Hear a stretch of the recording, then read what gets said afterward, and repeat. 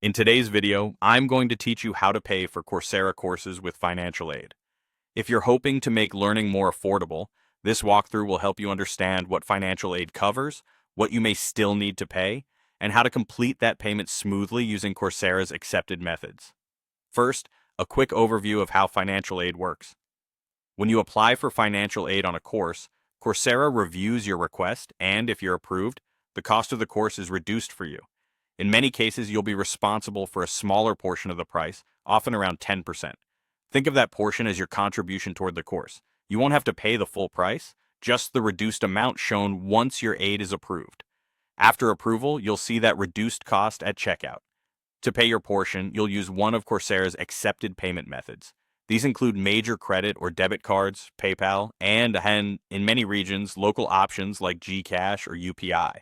The exact options you see can vary based on your country and currency, so don't worry if your list looks slightly different. Before you get to the checkout page, it's a good idea to add or confirm your payment method in your account. Go to your profile, open Settings, and then choose the Payment tab.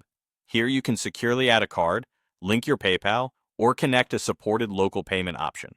Make sure the name and billing address match what your bank or provider has on file, and that the card or wallet has enough available funds to cover the reduced amount.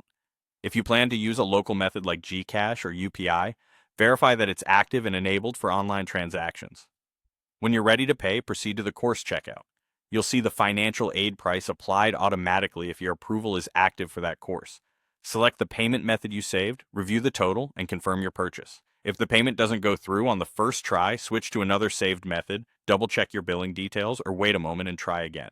Occasionally, currency conversions or small verification holds can appear. Those are normal and typically resolve quickly. That's the whole process. Apply for financial aid, wait for approval, and then cover your portion using a payment option saved in your Coursera payment settings. With these steps, you can enroll confidently, keep your costs low, and focus on learning.